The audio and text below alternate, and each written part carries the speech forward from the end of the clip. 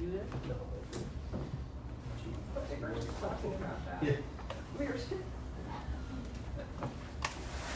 that? On the school street. I really saw one's name was.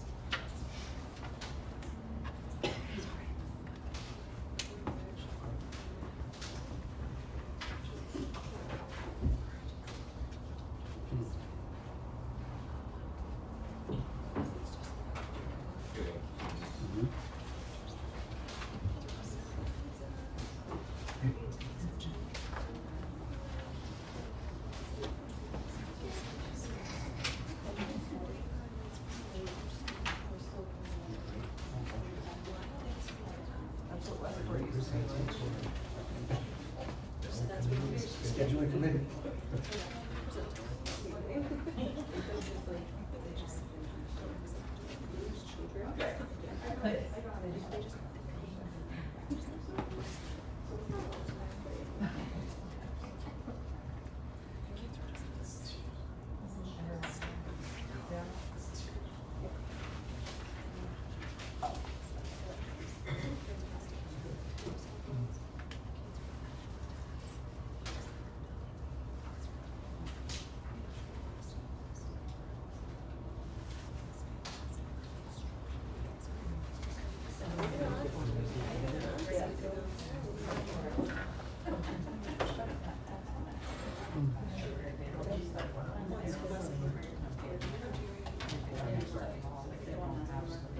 So it's 7:15. We are going to call this meeting to order. We do have a quorum, 2 members. Krista Vidal has a number of family members sick with pneumonia, and Mr. Kennedy is feeling a little ill, and his baby is sick as well, so they will not be joining us this evening, nor joining us remotely, so it will be the 5 of us, 4 is required for quorum, so we meet that requirement. I'll turn to Mr. Cormier for the invocation of the pledge.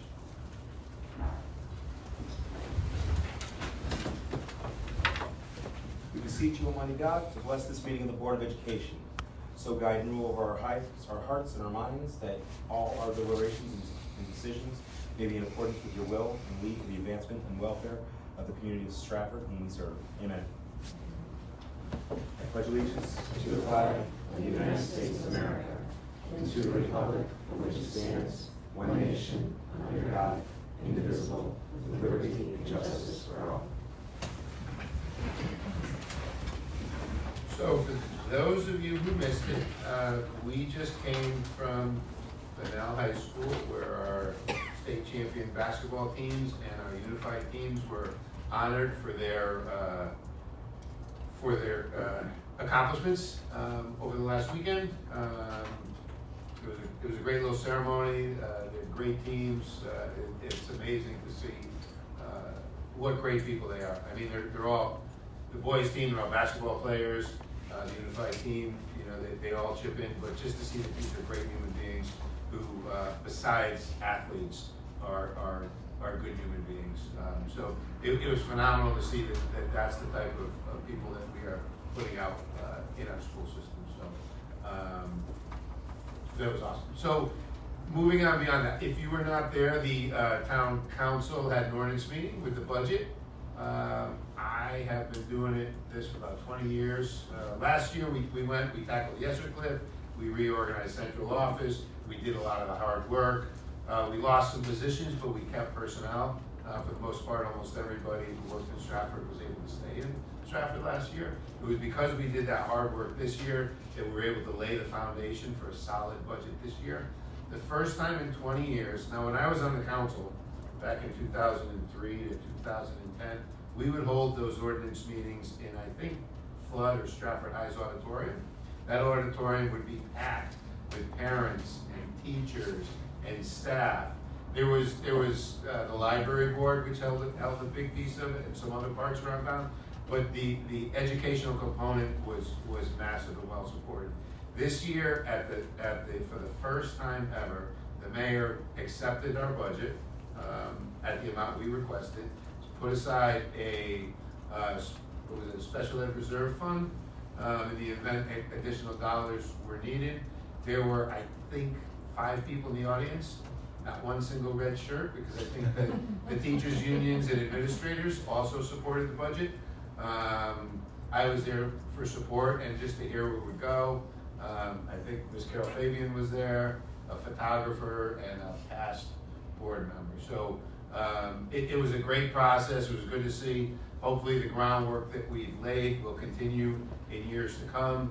For the first time in a long time, the board, the council, the superintendent, and the mayor have had communications throughout the whole process, not only during the budget process, but during the entire year's process, which makes for a better process and a better outcome. So hopefully we can continue with that. We've shown a lot of growth. The budget's only one small piece of it, but hopefully it'll continue in a positive vein. So thank you. Public forum, we have only one speaker this evening. It is Michael Fiorello.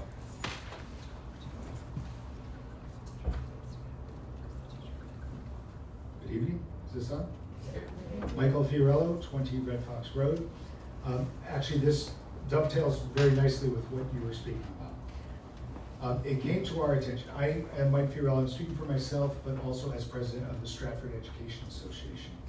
And it came to our attention that the current acting superintendent has issued a letter to the Board of Education that if requested, if there are no other candidates that they wish to consider, she's willing to serve as full superintendent of the district.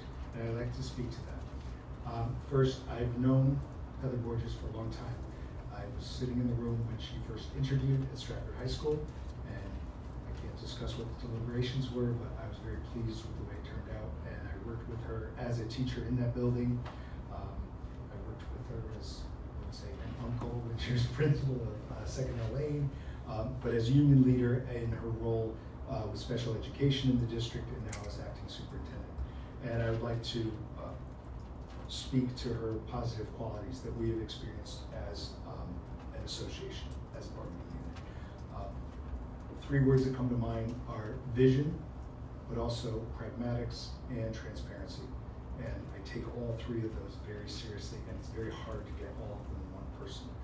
Someone who does care about students and outcomes and cares about equity deeply, and yet is pragmatic and can work with various constituencies, including a union that might have differing goals and differing outcomes that we're looking for. And I found both that vision and that pragmatics in Heather Borges, but also transparency, which is something we haven't always had in our workings with central office, frankly. And so we appreciate it, I appreciate it, and I just want to speak to that because we learned that this is a possibility and it's one that we would welcome in the Stratford Education Association. Thank you. I forgot, usually Sean takes care of the timer, and Oh, can I go? No, you were fine.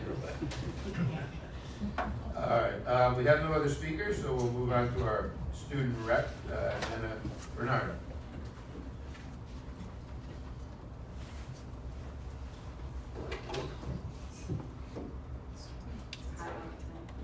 You can probably lower the stand as well. I don't know how to do that. I want this stuff. Good evening. My name is Jenna Bernardo, and it is a pleasure to speak with you this evening. Benall math students attended a math competition at Southern Connecticut State University on March 20th to compete in rigorous puzzle solving against regional schools. Juniors are preparing for the SAT School Day test on March 26th. Teachers are working to help students review through daily practice and problems of the day. On Tuesday, April 22nd, the NGSS test to assess science progress for juniors will take place. We would like to congratulate Zawadi O'Brien for being named a semi-finalist in the Rotary 4-Way Speech Contest. Zawadi's speech examined modern Black female experience. Congratulations, Zawadi. The school counselors have held individual meetings with all students in grades 9, 10, and 11 to review their current progress and assist in planning classes for the 2025-2026 school year. Benall's Stage Theater program is excited to announce that our spring musical is Disney's High School Musical. Mark your calendars for our performance dates, May 8th, 9th, and 10th. Tickets are now on sale. Our March athletes of the month are Kiara Valero year, and Jordan Pierce for boys basketball. On March 12th, we recognized 8 student athletes who signed their letters of commitment to play sports at the next level. JT Turnage will be attending University of New Haven. Aiden Garcia will be attending Western Connecticut. Alberto Torres will be attending Springfield College. Camille Benbow will be attending Westfield State. Jordan Pierce will be attending Southern Connecticut. Nate Banton will be attending Marist University. Stephen Mendoza will be attending Hudson University, and Bella Carmonica will be attending Barry University. Congratulations to all, and good luck. On March 13th, our Unified Sports team traveled up to Yukon to play for the CIAC Unified Sports Basketball Day. Our boys basketball team successfully defended their Division III state title and repeated as state champions at Mohegan Sun on March 15th, defeating Fitch High School 70-61.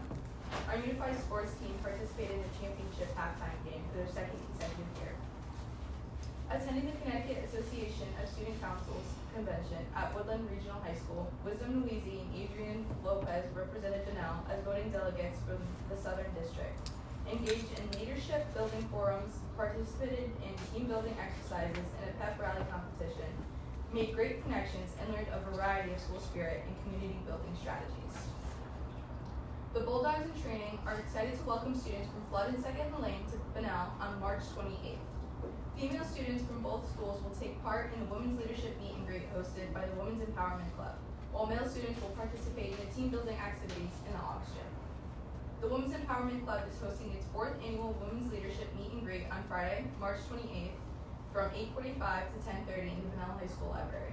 This event is a wonderful opportunity to hear from accomplished women who will share their personal journeys, the challenges they've overcome, and lessons they've learned along the way.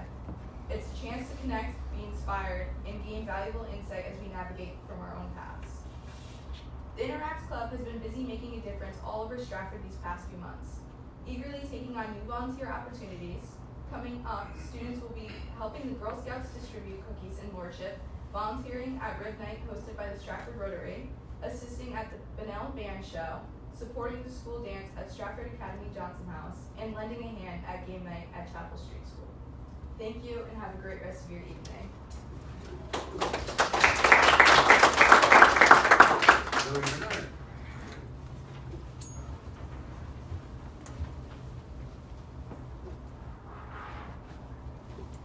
Good evening, Stratford Board of Education, Acting Superintendent Borges, and my fellow Stratford residents.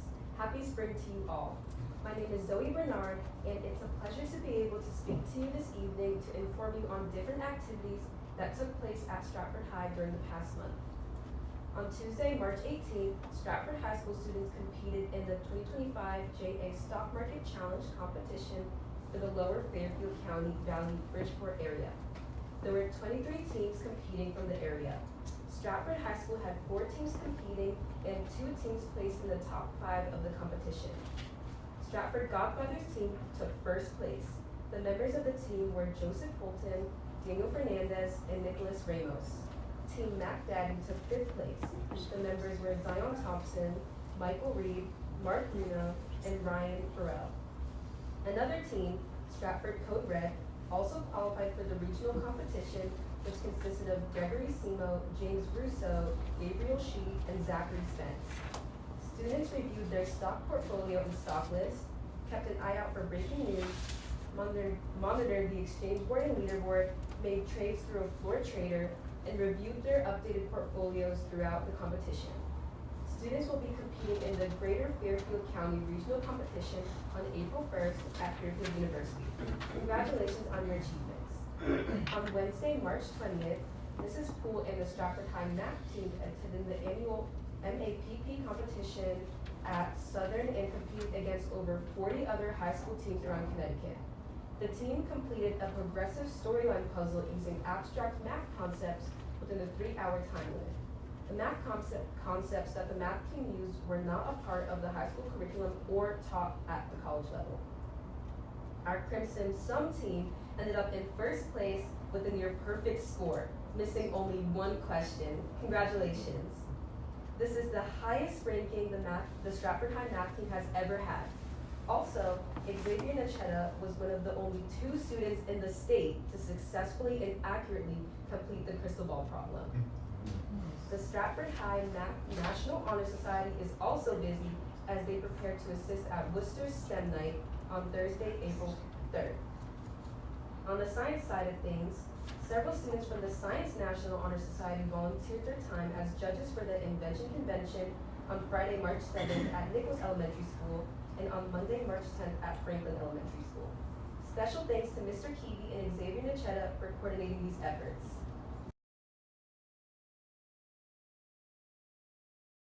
Witnessed in the form of a PCR lab in Mrs. Tadoon's biotechnology class and a Grams-Moles lab in Mrs. McDougall's chemistry class. Lastly, the science team competed in the Science Olympiad this past Saturday, where they performed better than they did last year. The school counseling department has been meeting with all students to finalize course requests for the 2025 to 2026 school year.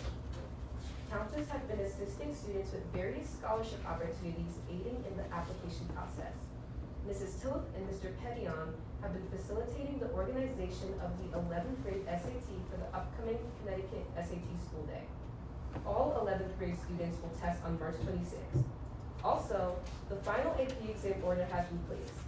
The AP exams will be held in May. We look forward to seeing the amazing progress our students have made. In the humanities department, specifically Mr. Riley's history class, students engaged in a simulation of the stock market intended to help students connect concepts, causes, and effects of the 1929 crash. In Mrs. Lynch's grade 11 English class, students engaged in a hexagonal thinking task, connecting exploring power dynamics and fear within the crucible text. In Mr. Marengos' 9th grade English class, students have been collaboratively working to explore varied lenses in literature, currently applying the hierarchy of power of mice and men, and justifying characters' placements within the pyramid based on gender, identity, class, and disability. In Mrs. Teague's 9th grade English course, students have been exploring text in varied mediums, evaluating effectiveness of graphic novel scenes from long way down to text version of the publication. Last weekend was also an opportunity to honor social studies teacher Kathleen Mack for the Daughters of the American Revolution Louise Denny Bird chapter and state winner of the Outstanding Teacher of American History Award. Humanities Department Chair Mrs. Borgelli and Assistant Principal Mrs. Pugh were in attendance at the Old Fairfield Academy as she was honored for her contributions. She will be honored at the state level this coming April. In athletics, our cheer team finished 6th in the state and qualified for the Team of the Year competition in the state opens. At the competition, they received the Spirit Award. Congratulations. On Saturday, March 15th, the Stratford High School dance team competed at the New England Regionals competition, where we placed 7th in New England. It was a great experience to represent Stratford High School and the state of Connecticut. Thank you. I appreciate the opportunity to speak to you today, and I hope everyone enjoys their evening.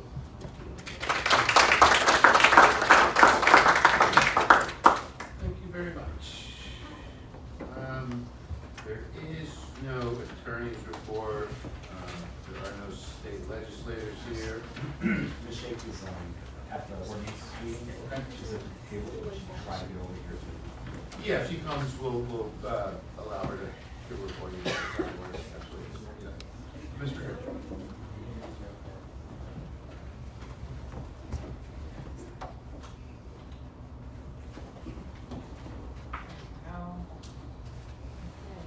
Thank you so much for the opportunity to let you know about things that have been going on with the State Board of Education.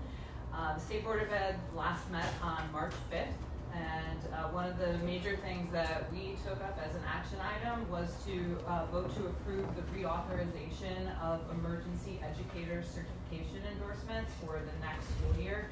These are one-year endorsements that allow temporarily any educator who currently holds a provisional or a professional certificate to teach in any other area without meeting any of the requirements that would be currently necessary under a DSAP.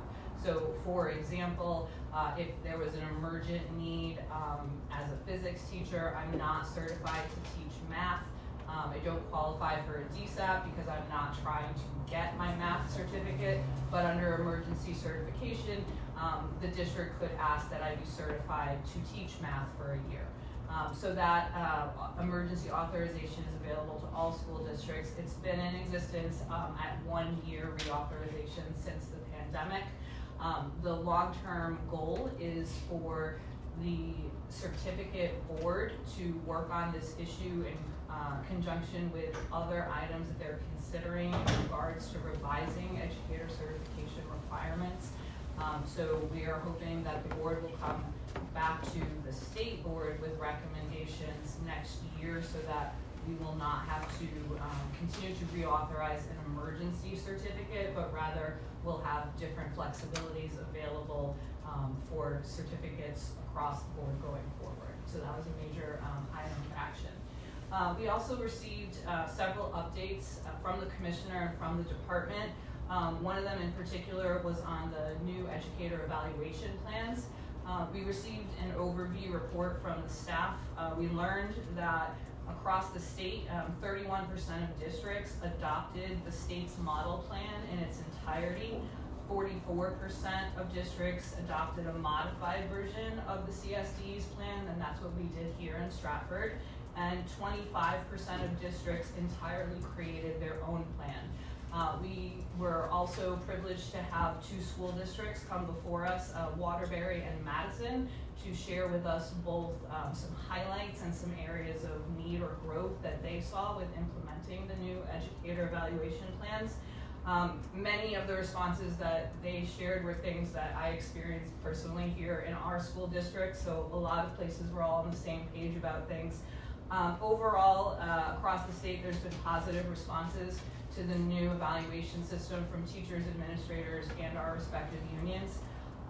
Like I said, similar to my experiences here, some of the positives are across the board improved goal setting at all levels for teachers and administrators. The flexibility of choice, the ability to collaborate on goals and multi-year goals have all been seen as positives to the new system.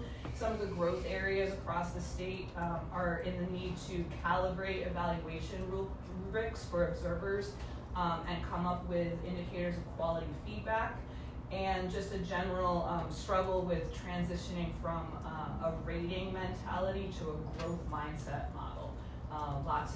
As we're struggling with new words, new language, and not thinking about how you're rated, but how are you growing as an educator or administrator. We also reviewed the agency's expansion budget in terms of what was actually put into the governor's budget. Back in January, I talked with you about the fact that the agency was asking in fiscal year 27 for a $40 million increase to excess special ed cost grant. That is in the governor's proposed budget. For the next 2 years, meaning fiscal year 26 and 27, the CSD did retain in the governor's budget $20 million increase over 2 years to incentivize high quality in-district special education programs. About $26 million of funding over 2 years for school meal programs. $20 million to continue the LEAP program, which we've talked about a lot here in our district. That's the program that supports home visits to combat chronic absenteeism, and it's worked out very well across the state. And actually, I've had the pleasure of seeing that Stratford was one of the districts in the fall that was recognized by the department as having significantly reduced chronic absenteeism through the LEAP program. There's also $15 million in the budget to establish a dual credit expansion program, $800,000 to continue the Science of Reading Masterclass, approximately $10 million to establish a high dosage tutoring match grant. So a match grant would be that the state puts up a certain amount of money and the district puts up an equal amount to increase high dosage tutoring programs, and also $200,000 in a competitive grant program to assist districts in addressing personal technology, aka cell phones and other things like that. We also received a report from the commissioner about our own State Board of Education's 5-year comprehensive plan. We have a 5-year strategic plan from 2023 to 2028 that has 4 strategic priorities. sort of in a timely manner, she chose to update us on our first strategic priority, which is that learners are supported, including those with high needs, to have access to education regardless of background or advantage, as well as access to great teachers and leaders and a diverse educational workforce. So we have 5 success criteria related to that the board wants the state to achieve by 2028.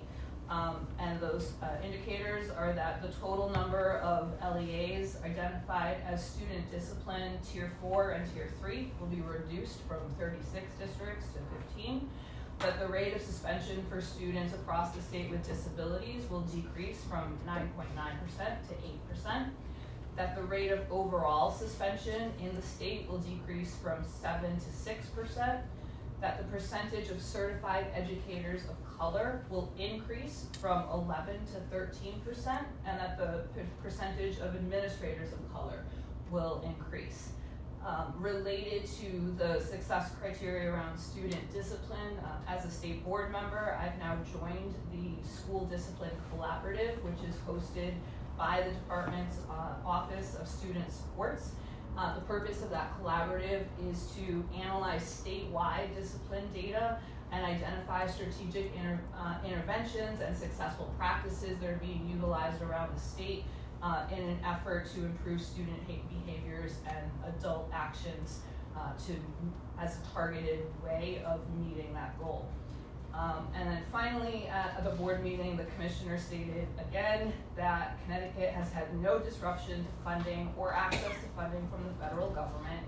And then this was reiterated again on Friday by the statement that the department issued, basically saying the same thing. And that was reiterated again this morning. If you saw the press conference that involved Representative Hayes, Senator Blumenthal, the governor, they all said the same thing. They all said, and that's what we're saying now, and a week and a half from now, it could be different, but that's where we all stand. The next state Board of Education meeting will be next Wednesday. Any questions from the speaker? So you had run through a number of percentages. I know here in Stratford we've been making some gains on those. Unfortunately, over the last year and a half, our superintendent has made those some of her priorities. But are they realistic goals? I don't know where we are in all those lines. Sure. Are they attainable? They're definitely attainable. In particular, one of the statistics that was shared in terms of diversification of teachers, our target goal is 13% by 2018, and we're just over 12% right now. So we're halfway through, and we've more than halfway to meet the target, which is excellent. There has been a significant decrease in chronic absenteeism, which is one of the reasons why they're looking to fund the LEAP program continuously for the next 2 fiscal years going forward. And there's a simultaneous understanding that bringing kids back into school can therefore sometimes escalate behaviors, and that the need to focus on practices that keep kids engaged in school while managing behaviors in school and not having significant upward trends in discipline, I think is all tied together. I sit on school accountability and support, and student discipline records and rates are something that we take very seriously and look at in terms of whether or not a school district needs to be put on a corrective action plan, or whether or not they're able to continue into the commissioner's network. So that's data that are looked at on a monthly basis, and we've seen trends in the correct direction. So I do feel that those goals are attainable by 2028. So educator diversity, I mean, we can only hire people who apply. So it would seem that the problem is a bigger level problem. Pipeline problem. And should be addressed by the state and how they make those opportunities accessible to Yes. a wider variety of people. And one of the ways that the state is doing that is that they are increasing scholarship opportunities for diverse candidates for schools of education. And the second way is also through increasing access to dual enrollment credit programs that are specific to educator pathways. We also hear, for the past 2 years and next year as well, we have an increasing educator diversity grant that we focus on trying to grow our own as well. So, we're pretty excited this year at Stratford High School to hire some former students who didn't go to college to teach, but went and got a college degree and now want to teach. So they have joined our program, and through the increasing educator diversity, they're paying for their education to get their teacher certification. So we have the opportunity here to try to work with students that either graduate or paraeducators or tutors or people within our school to help grow them, and they're invested, right? So they want to stay and be here. So that is also another wonderful program that we're hoping to say continues, and that we are able to continue to grow our internal staff, our students, and people that want to be a part of Stratford. And then, I know we talked about CTEs and a whole bunch of, is there a pathway within the schools that can start those kids on that process before they get to college, so they're, maybe? Yeah, we have the educator pathway. Yeah. Yeah. We have one. Yeah, we have the educator pathway. Excellent. So I think we're doing a lot to try to internally grow our own, right? But that takes time. You have to go to school, you have to get your degree, you gotta pass your assessments. But we're trying to remove some of those barriers to make that happen. And the biggest barrier being to pay for someone to go get their education. And I think anecdotally, we've also seen in terms of the students in college right now, CEA has an aspiring educators program, and I have personally witnessed a great deal of diversification of the students that are participating in aspiring ed, in terms of not only the number of universities that are involved and engaged with that program, but also the actual students who are involved and engaged in that program. And the hope is that if they have an early connection to the support of the teachers union, that they're more likely to continue on their pathway in college and actually then get a job in a local, already feeling like they have a place of support through the teacher connection. And it is a great career. There are a lot of benefits that come along with it. I mean, obviously you have to have a passion for it, but the benefits, the schedule, the pension are all amazing perks to the job. I love my job. Yeah, and the fact that, but it's just making people aware of those other benefits as well. Very true. Mr. Farmer. No, I just want to say, I don't think there are very many districts that have such a robust resource like we do with this record. The amount of dense information you can provide to us when you report to us is, I'm just like, I can't write as fast as you speak. I mean, with everything that's going on right now, especially with on a federal level coming down to us. I mean, we're very lucky to have you up on the state level and on the state board. Thank you. It's a pleasure to be here. I second that, and I absolutely love that she is willing to shout Stratford out while she's there. Absolutely. I will give you a bit of a preview. In June, one of our students serves on the state student advisory committee. It's a group of about 24 students from across the state.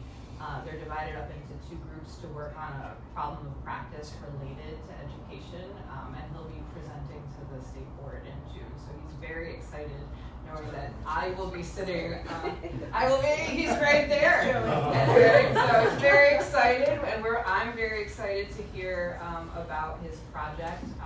Listening to the students present to us last June was a phenomenal opportunity, and I'm biased in that being the only practicing educator on the board, I very clearly understood the intricacies of what they looked at and why they were looking at it. The particular project was related to dual enrollment, and having firsthand knowledge of what that's like, I had a very productive conversation with the state board about the importance of dual credit enrollment programs and the work that those students did. So I'm looking forward to hearing Joey's project.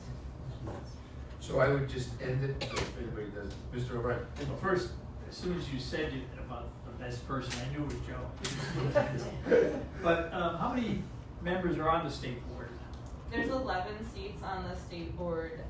We've had 4 vacant positions, and 2 were just voted on and confirmed 2 weeks ago, and they'll be sworn in next week. So right now there's 9 members. Oh, I thought it'd be bigger, but you have a lot of subcommittees? Yes, we do. So we have some great subcommittees doing great work. If you think of one that we don't have, you think we should have, suggest it. Of course, you suggest you become the chair. And I was going to say, I'm like a little hesitant to suggest extra committees because then you get on them. Yes, I serve on the School Accountability and Support Committee that meets monthly, and I also serve on Legislative Policy Development. Thanks. Thank you. So I mean, I would just say, if you look at the role Stratford plays, both in politically, educationally, we have a great amount of leaders who come out of Stratford. You know, if we hear Ms. Rickard, if we hear some of the other things, if you look at what's going around in our entire education system, we have an amazing town. We have people who are willing to get involved. We have leaders here in Stratford who work, you know, on this local and state level. Whether you're an administrator, a teacher, somebody who works for the town, a student, a parent, there are great opportunities here in Stratford, and I see things growing and expanding and becoming better and better. There are wonderful opportunities, and there are people who are already taken or are taking leadership roles, both locally or statewide or even nationally. So the opportunities are there. If you're willing to take advantage of them, Stratford can provide them for you. So. And there's great leadership to follow. So I'm really proud to see the progress we've made, where Stratford is going. When we see you know, young men like this and young leaders, it makes me glad that I've taken the time to sit in this chair and help facilitate some of that, but also be a part of it. So thank you. Thank you. So moving on, we will go to the superintendent's executive report. Well, that was a really good segue into this month, and I sincerely hope that each of you accepts our small token of appreciation. This is Board of Education Appreciation Month, and I want to extend my gratitude to our dedicated board members. Your hard work, unwavering dedication, active participation in committees, judging at the Invention Convention, attending sporting events and school performances, and most importantly, your willingness to listen to families when they have concerns.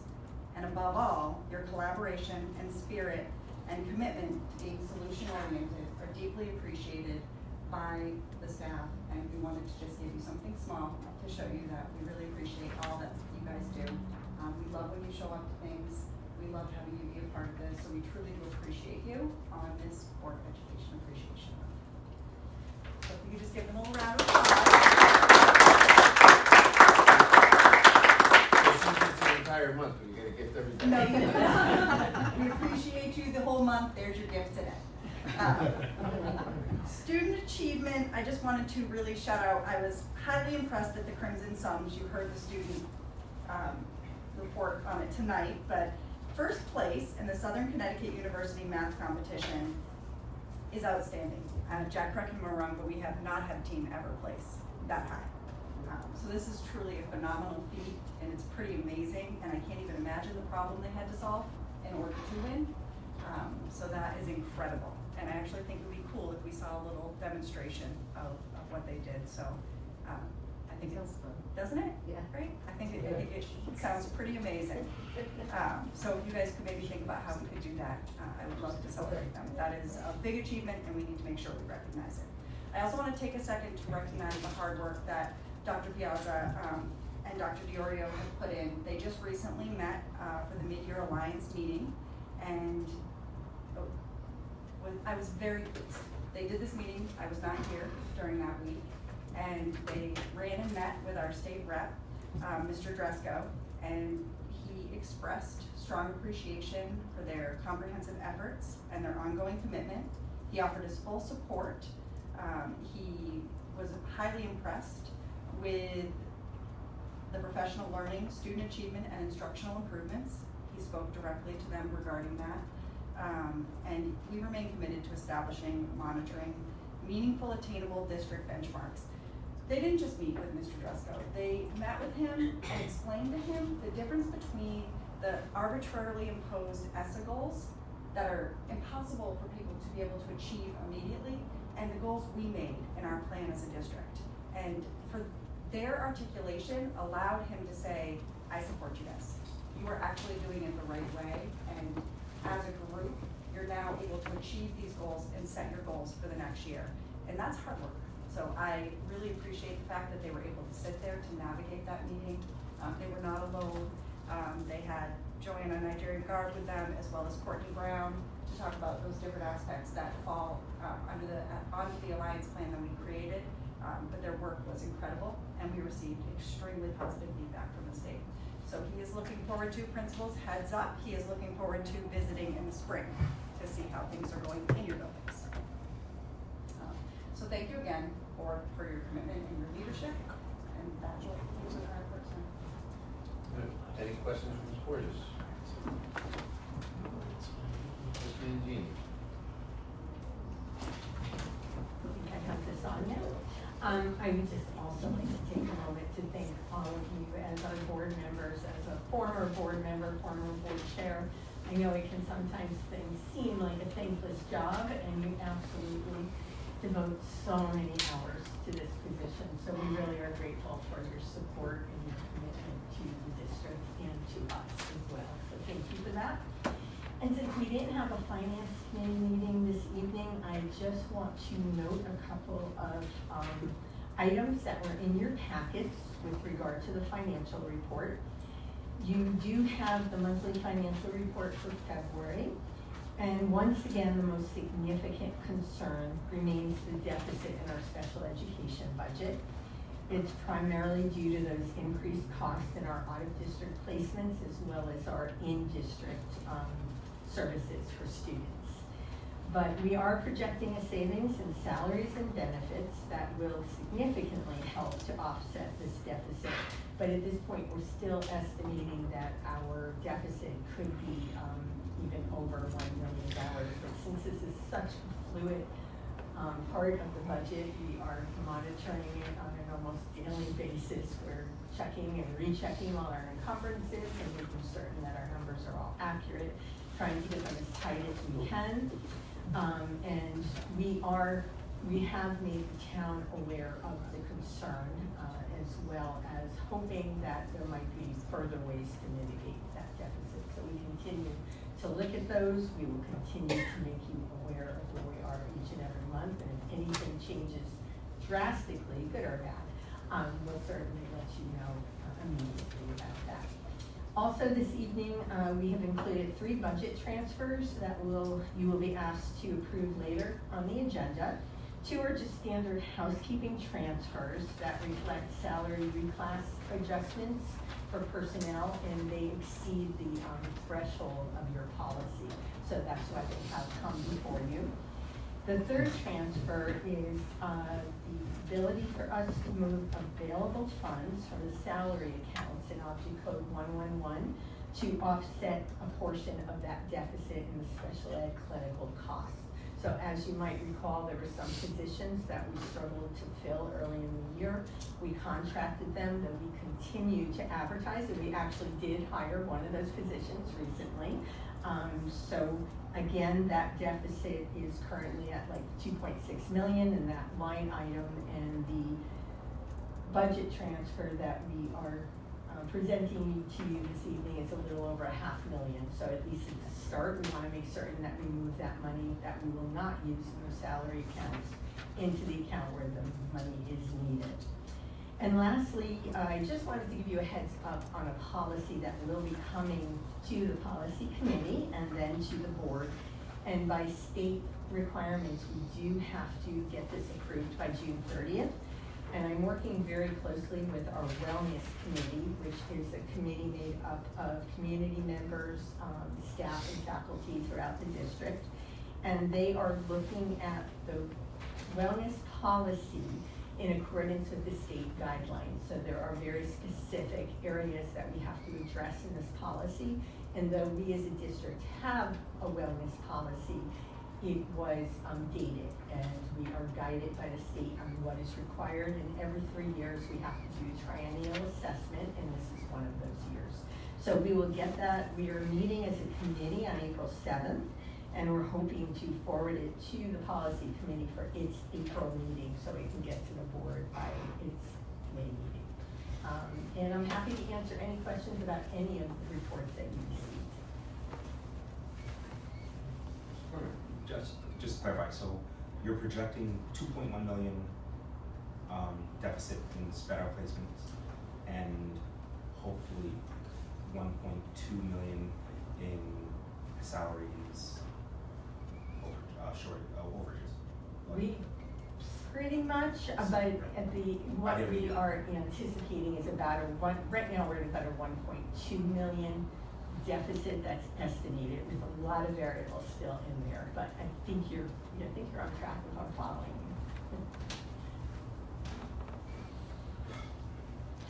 you. And are some of those costs recoupable from the excess cost, the state's excess cost? Yes, Heather's, go, Fred. All of the costs that caused our deficit are due to excess costs, high cost students, so yes. Just remember though, I know it's still a challenge for the town, and I wanna acknowledge that, because last year we budgeted gross, not net. So because we budgeted gross, and we ended up with a deficit, the town, didn't necessarily count on giving us that excess cost to cover it, but yes, these are all high cost students, so, as you heard the town council say when I presented, we're legally obligated to pay for our special education, and they are. So,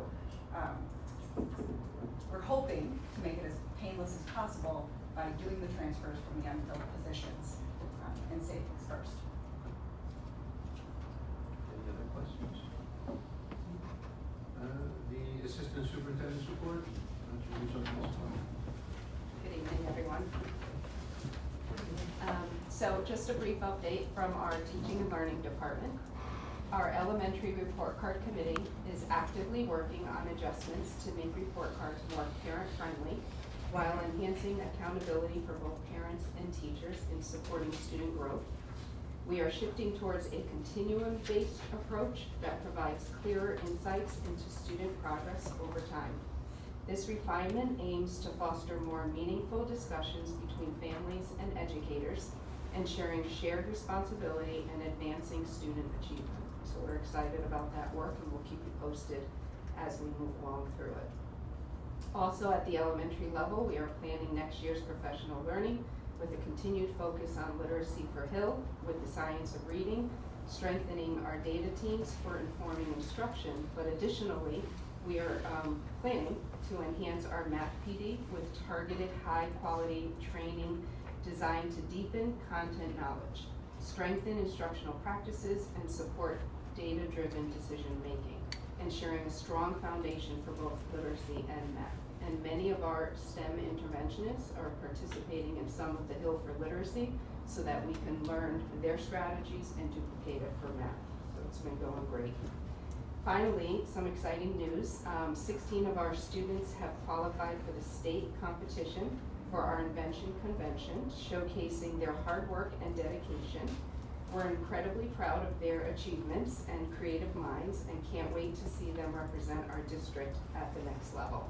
And many of you participated in that, and we really thank you for your time.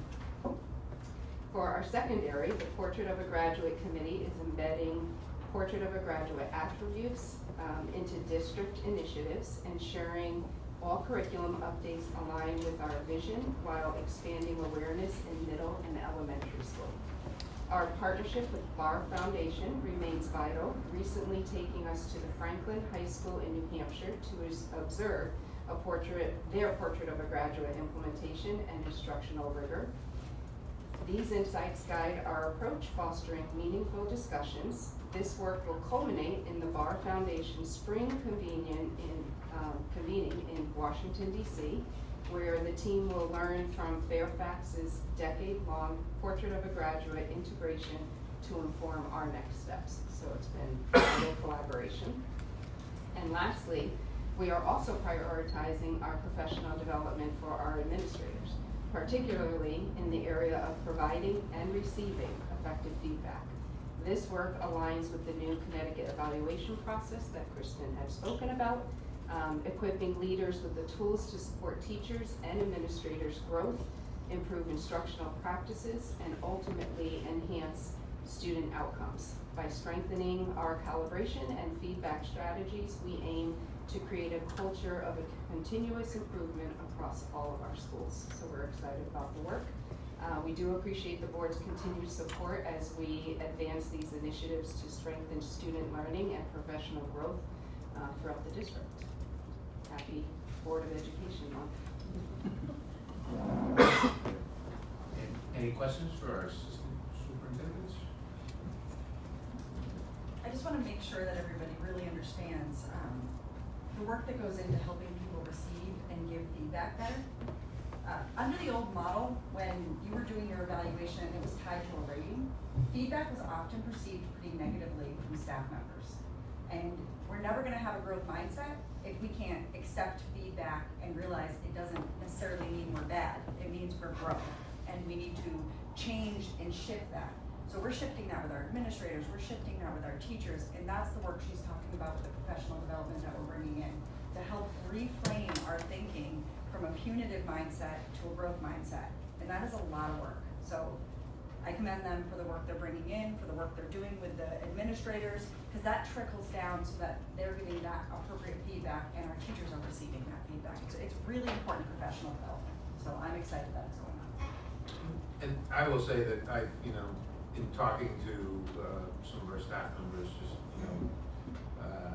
out in public, they have told me they never have felt more supported than they have in the last year and a half. And that some of the moves made last year during the budget process, although their initial thoughts were that they were not really what they wanted to do, a number of them have said that it was probably the best thing that's ever happened to them in their career. So, I just again give kudos to you guys for thinking outside the box and being proactive in your approach to doing things. And I hear it, and people are happy with that approach. And again, they do feel supported. At least that's the one that I talked to saying. So, congratulations. Thank you. So, and if with your boss's permission, if you guys are done with your report, whenever you feel you'd like to leave, you do not have to stay to the end of the meeting. So, Although maybe you have to stay for the budget transfers. yes. All right, so moving, next item on the agenda, the accepting of the minutes. I look for an acceptance of the minutes from the February 24, 2025 regular meeting. So moved. Moved by Mr. O'Brien, second by Mr. Cormier. Any discussion? If we can make an amendment, just one thing I noticed in the state legislators report, that all the representatives, it wasn't just Representative Caitlin Shake, all the representatives were unable to attend due to the legislative session, and that the statement that I read, it was provided, it was a joint statement, so I just wanted to make sure that they were all given credit for that, because it was not just from Representative Shake, it included Representative Fresco, Representative McGordy, and Senator Guest. Can you get that? Yes, I will. I'll amend them. We'll accept that as an amendment. Any other discussion? All those in favor? Aye. Opposed? Motion passed unanimously. Look for a motion to approve the personnel assignments, resignations, etc. from Human Resources. So moved. Moved by Ms. Hazel Powers, second by Mr. O'Brien. Any discussion? All those in favor? Aye. Opposed? Motion passed unanimously. If we could, I'd like to take, without objection, take number 10 out of order. I think Ms. Graff is here. Yes. And it's the last item on the agenda, and I believe that's all she's here for, so if we could jump her ahead. And this guy's got to probably go home and get some rest. It's been a long day at work. You don't have to worry about the SAT. Nope. Master is better. Yes. Portfolio. Good evening, everyone. I'm speaking on behalf of our business teacher, Ms. Chelsea Mazza, who is also our DECA advisor. And I'm actually going to let Joey speak about his experience, but I just want to provide an overview of what we're asking for and why. So this year, our DECA organization, and in case you're wondering, DECA stands for Distributive Education Clubs of America. They've Google that before this meeting. But essentially it's a leadership club opportunity for students who are pursuing business, finance, entrepreneurship. And this year, our DECA organization under Chelsea's leadership has won 2 awards. The first one was a Thrive Achievement Award recognized by DECA Inc.'s international organization, and they also won a gold certification with DECA Inc. for their Bulldog business. It's a business card that is portable, rolls around the school and sells goods. And with that, we received a bid to compete at the state level at the AquaTurf, and so several of our students competed at the state level, and a handful of them placed within the top 3, which qualified us for an international competition in Orlando, Florida this April. So Chelsea and Joey and Nellie, right, presented to the curriculum committee last month, and we're hoping that with your approval, we will be able to compete internationally this April. I'm gonna let Joey speak to his experience.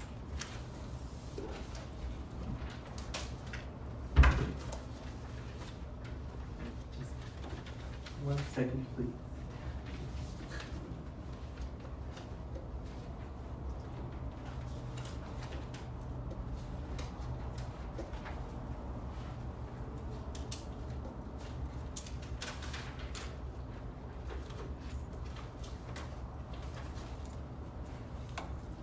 So, good evening.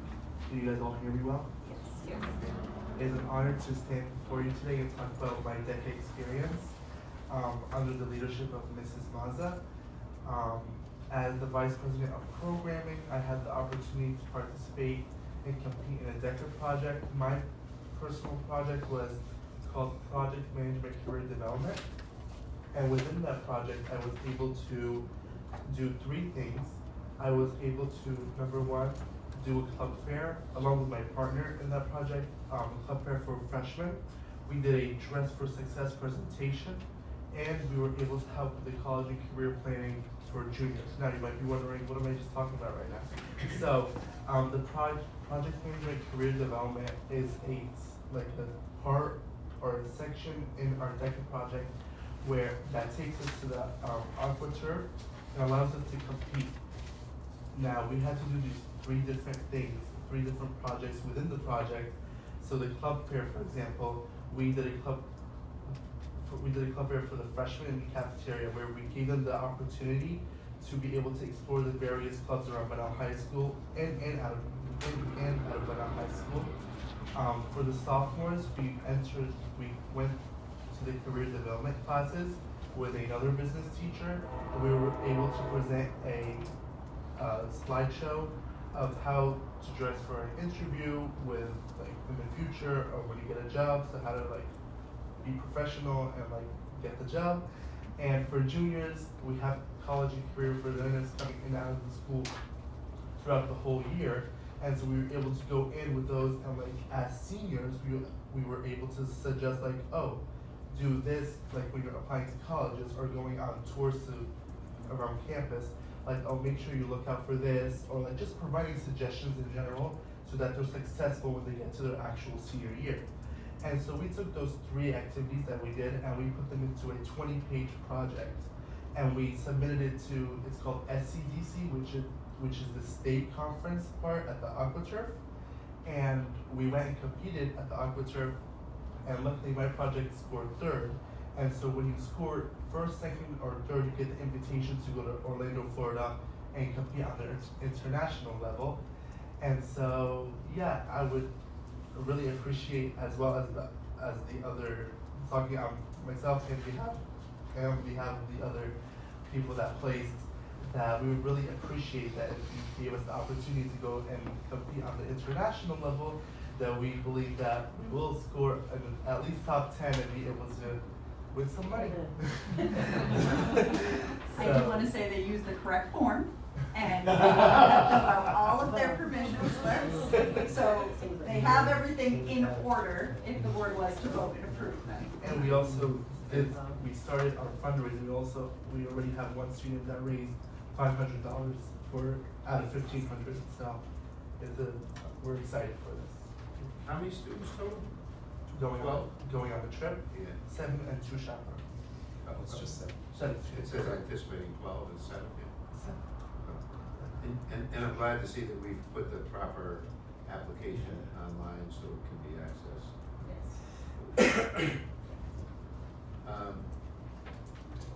I didn't mean to interrupt you. Are you? No, I'm done. Okay. Yeah. Anybody have questions or? I just talked about my project. There are other projects as well, like, because there's 7 of us. So I talked on behalf of mine and my partner's project and placed third, and we got the invitations to Florida as, to add on, that, as Dr. Graff mentioned, the gold enterprise that we won, that allowed for 4 more spots to go to Florida. So it's the people that placed first, second, or third at the state level at the Aperture, plus the 4 spots for the gold enterprise that we won, so. So what is your college path? Have you picked it yet? Thursday. Do you know what? If you know, you know. What you know? What, you know what career you're going into? Very long, it's been a long process. Long process. You know what career you're going into? Not yet. Okay. Okay. Very close though. I always tell whoever asks me, see me April 10th. And Well, when you come back and tell us about your trip, you can let us know. of course.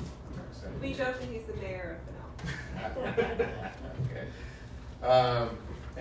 No other questions? Joey, I suppose you're looking for donations, right? Correct. So I suggest reach out to the mayor's charity golf funds through her office. Okay. And I don't know about the Stratford Old Timers maybe, but Stratford Rotary would be a good one to consider. Yeah, we already, I know we reached out to faculty of our school, Benel High School. So that's where we're starting off, but we're obviously going to evolve and go out into the town and ask for more sponsorships. Like I already know I started with the office secretary today. I started off with a few faculty members today asking for some donations, and they're really going, and I think it's going to be very successful. Of course, after your approval. If Mr. O'Brien's giving you a direction, he probably has it in. Mention his name, name drop. I'm sure Mr. Graff has Got it. John written it down. Bill O'Brien told me that you would. So, And for the record, for Teresa, give her your last name. I don't know if she got your last name for this. She has it. Zarpidly. You have it? Yeah. Thank you very much for the opportunity. Good luck. Well spoken. Questions, concerns? Look for a motion to approve. So moved. Moved by Mr. Fabian, second by Mr. Cormier. Any discussion? All those in favor? Aye. Opposed? Motion passed unanimously. So when you come back, though, we want a brief report, not a. Sure. Yeah. Of course. I will. Awesome. We look forward to it. Thank you. Thank you. for coming before us. All right, back to. Okay. We did the personnel assignments? Okay. All right, so I will look for, the Board of Ed approved the following. Filing of Form SCG 049F, final grant application for the roof replacement photovoltaic project at Chapel Street Elementary School, project number 1380107, RRPV, with the Department of Administrative Services, Office of School Construction, and adopting the following resolution accepting the project as complete. Be it resolved that the Stratford Board of Ed accepts the Chapel Street Elementary School State Project number 1380117 RRPV as complete. For a motion. Moved by Mr. O'Brien. Second. Second by Ms. D'Angelo Powers. Any discussion? So this would mean we can get the state reimbursement. It closes it out so the town can start their process to do that. Yes. Any other questions, discussion? All those in favor? Aye. Opposed? Motion passed unanimously. Worcester Middle School, the Board of Education approved the following. Filing of Form SCG 049F, final grant application for the roof replacement photovoltaic project at Worcester Middle School.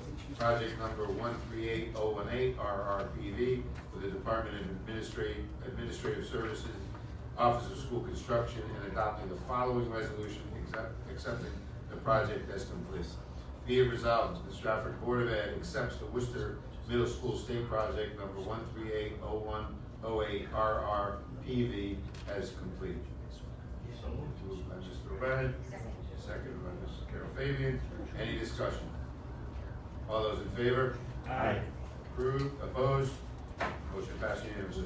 And just, so everybody knows, there are these were approved at the Building Needs Committee last month. There are about, I think, 15 projects all told that we are hoping that they will work their way through and send to us so we can get the final resolution and allow the town to start the process of getting the reimbursement. So I will be attending the Building Needs Committee. It's the first Monday of the month, so if anybody wants to come along, right now it's being held at the Baldwin Center, while the elevator's being worked out at Town Hall, but, they do meet and they will be discussing it, and they have, made it a priority to get some of these projects, the paperwork, to us so we can finalize it. All right, moving on, number 3, budget transfers. Ms. Mangy. Yes. Before you have budget transfer number 1, which are transfer budget amounts within the sped level of the budget to adjust for retirement, resignations, new hires, transfers, vacancies, and salary reclassification adjustments for a total budget transfer amount of $484,511.82. And just to give you a little brief overview, you'll see a lot of movement from and to CIA salaries, sped teachers, and we budget, as you recall, based on a point in time, which is usually late December, early January of last year. Obviously, needs change throughout the year, and that's what this is reflecting. We're just moving money from one location to the other so that we don't have deficits in our salary line items and that our budget actually reflects actual costs. So I look for a motion to approve a budget transfer of $484,511.82. So Moved by Mr. Cormier, second. second by Mr. O'Brien. Any discussion? No? All those in favor? Aye. Opposed? Motion passed unanimously. Number 2. Your second budget transfer is similar, and it's transferring monies within Object 100 to adjust again for retirements, resignations, new hires, transfers, and salary reclass adjustments for a total dollar amount of $530,926.63. And again, it's primarily for the same reasons. We've had movement from a classroom teacher perhaps in grade 6 to move down to grade 5, etc. So it's those kinds of adjustments. So I look for a motion to approve budget transfer number 2 for $530,926.63. So Moved by Mr. Angelo Powers, second by Mr. O'Brien. Any discussion, questions? No? All those in favor? Aye. Opposed? Motion passed unanimously. Thank you. And the third one is a transfer from available budget balances from salary accounts, Object 111, again, due to retirements, resignations, new hires, vacancy adjustments. And we're asking you to allow us to move it to Object Code 300, the clinical cost account, which is that large deficit right now of $2.6 million. And this total budget transfer amount is $555,702.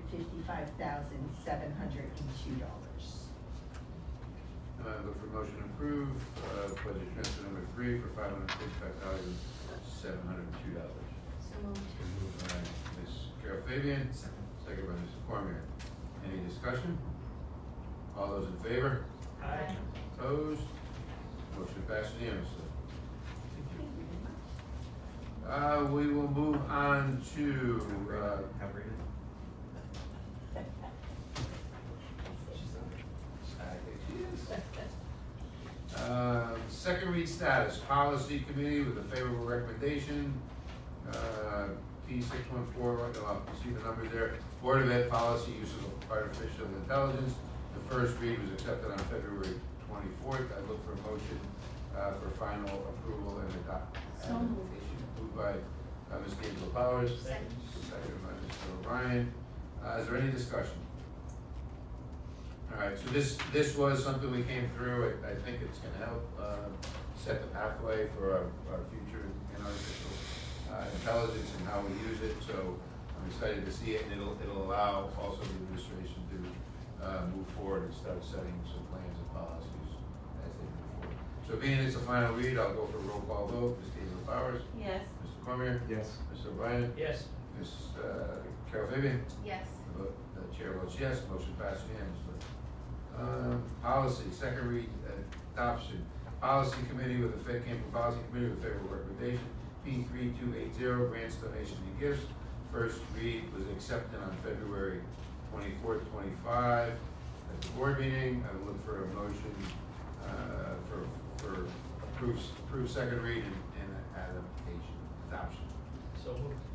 Second. Second by Mr. Cormier. Any discussion? Thank you, Heather, for your input on this. I'm glad we can get something in place. All right, any comments, questions? No? Ms. D'Angelo Powers? Yes. Mr. Cormier? Yes. Mr. O'Brien? Yes. Ms. Carol Fabian? Yes. The chair votes yes, motion passes unanimously. Number 6, right, 6. Policy, second read status, sexual, P3516.5, sexual offenders on school property. Policy, it came from Policy Committee with a favorable recommendation. The first read was accepted on February 24th, 2025. Look for a motion to accept and adopt. Moved by Mr. Cormier, seconded by Mr. O'Brien. Any discussion? Ms. D'Angelo Powers? Yes. Mr. Cormier? Yes. Mr. O'Brien? Yes. Mr. Carol Fabian? Yes. Chair votes yes, motion passes unanimously. Number 7, policy, second read status and adoption, P4113.12, minimum duty-free lunch periods for teacher. Came from the policy committee with a favorable recommendation. First read accepted February 24, 2025. Look for motion to approve and adopt. So moved. Moved by Mr. O'Brien, Second. second by Ms. Carol Fabian. Any discussion? Ms. D'Angelo Powers? Yes. Mr. Cormier? Yes. Mr. O'Brien? Yes. Carol Fabian? Yes. Chair votes yes, passed unanimously.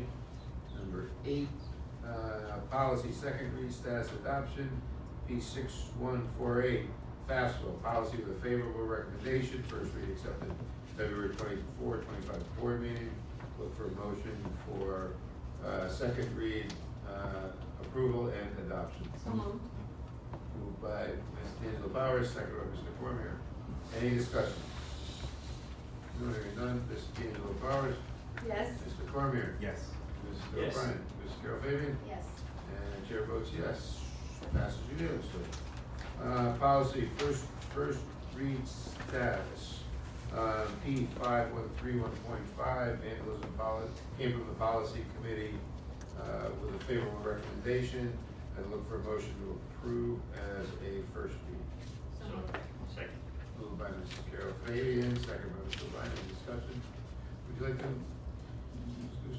We spoke a little bit about this last year, and this year, oftentimes as we head into spring, we have an uptick in vandalism, and with a policy in place, it allows us to be able to address these issues more efficiently. And does this lay out some consequences and some? It allows us to try to collect reimbursement for damages. Any other discussion? No, so, did we get a motion yet? Yeah. Okay, so, all those in favor? Aye. Opposed? Motion passed unanimously, approved for first read. We have till next month to get this? Yeah, this is not a rush, we're Okay. just, Okay, perfect. we always try anyway to recoup the money, but this just helps to be a little more efficient. All right, number 11, graduation date for Bunnell High School and Stratford High School. Okay, so my recommendation, for the board tonight is that graduation be on June 10th, which is Tuesday. The last day of school for students would be June 11th, and the last day for teachers would be June 12th.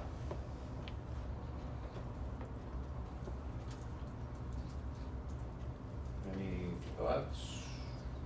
Do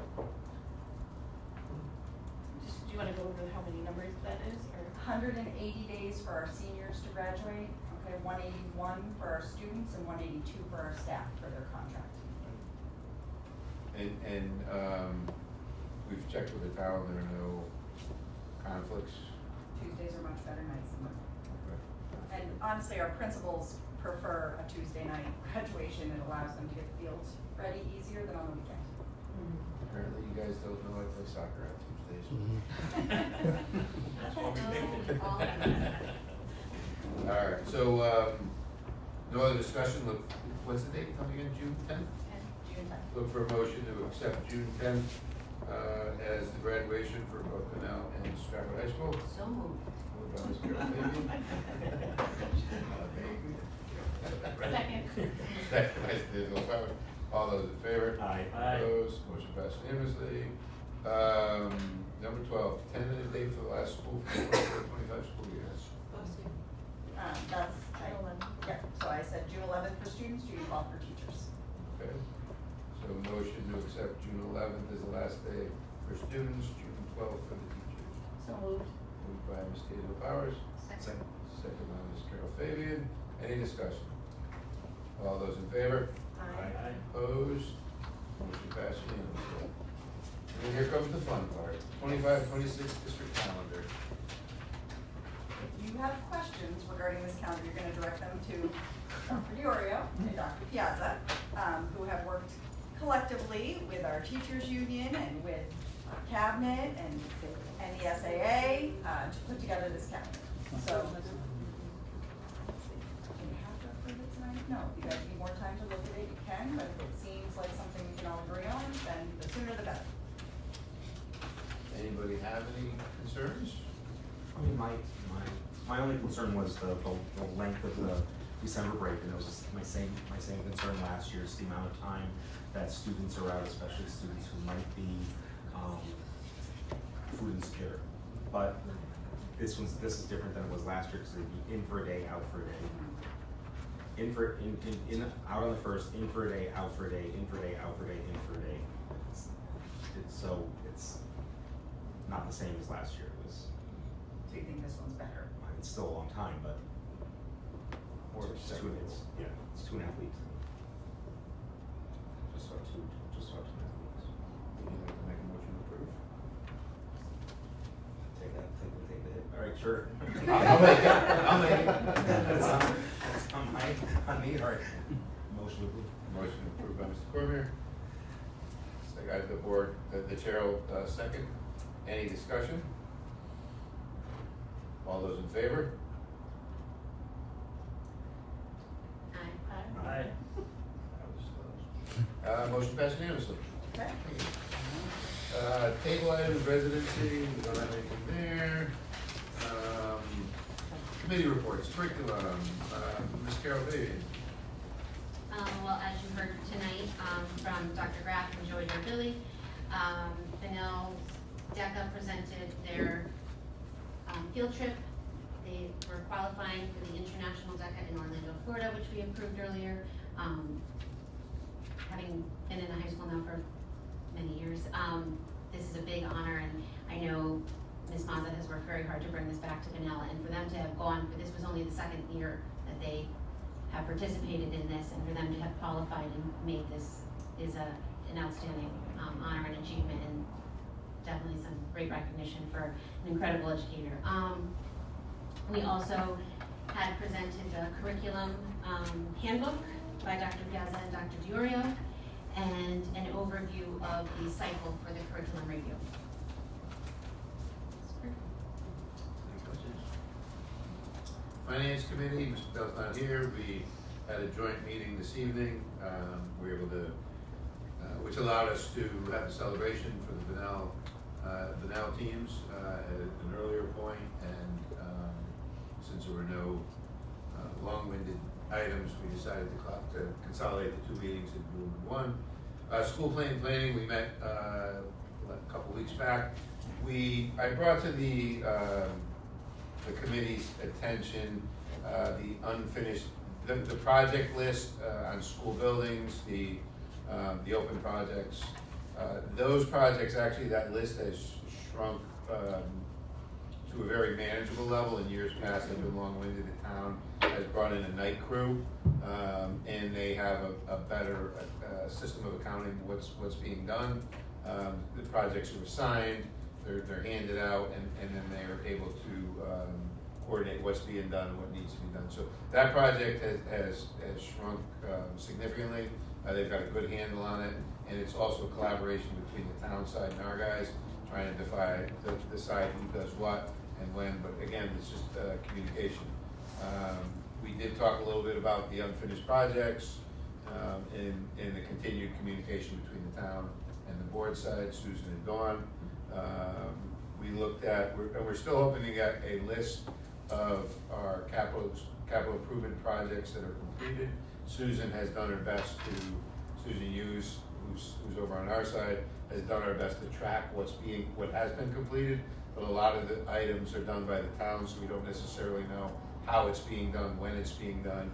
Wanted to have that information so that when we, as we start to finalize our upcoming capital improvement plan, we're not just cutting and pasting and we're putting only things in there. We're taking out the things that have been done and putting in things that need to be done, which allows us to be a little more proactive on what needs to be done by not just recycling, even if, because I noticed some of the projects are completed that are on there, so we're not just recycling them through, so we can have a better process of that. And I wanted to get that in order so we can finalize accurately what our capital improvement plan is. And again, Ms. Graff is here. We're working on getting that feasibility study for Bunnell. It's a need. Last year we didn't have any capital improvements at Bunnell because the intent was to do the feasibility study and start to move that project forward. But the building is, as we've discussed, nearing the end of its useful age.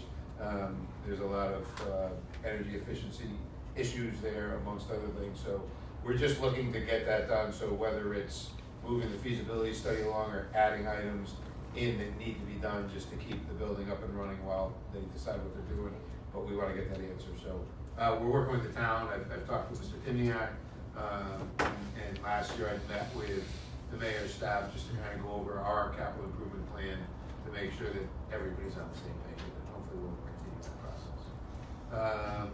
Board of Ed Liaison Committee. So we did not meet because the town held the ordinance committee meeting for the Board of Education's budget, which Ms. Borges and Ms. Mangini presented that. And you were there for I the was there. presentation as well. Policy review, Mr. O'Brien. Yes, we met on Wednesday, March 19th, and had a proposed revision to policy 5113 by Samantha Rosenberg, and she'll be following up on that. We'll see her again next month. And we have a new one, we're working on conduct on grounds, on the phone, on Zoom, policy 1316. And due to custodian negotiations next month, our meeting is changed to Tuesday the 22nd at 4 p.m. At 4 o'clock is what we will put aside. Anything else? That's it. Any questions? Athletic review? Did not meet. Did not meet.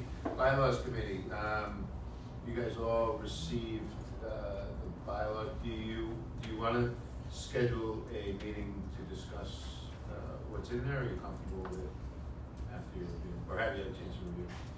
I'm still reading through it. It's lots of pages. I don't know anybody else. Okay, we'll hold off on that. Naming committee, personnel committee, did not meet. Just in the area of personnel committee, just I think it would be appropriate just to give an update on the superintendent search. Okay, so I just didn't want to. We have met. We had a number of applicants. We narrowed it down to 3 during this week. We will have interviews with 3 of those candidates. In addition, we will have a discussion with acting superintendent Borges. Once we finalize those pieces, we will deliberate on our next steps and hopefully figure out a game plan for the following week. So those interviews and discussions will happen this week, Wednesday and Thursday, and then we'll figure out what we want to do from there. Thursday night, the board will have a discussion and we'll make a game plan from there. So more to follow, but it's in the process. We had, I think, 13 applicants, so but yeah, that's where we're at. So Kate, anything? Just Day on the Hill is March 12th.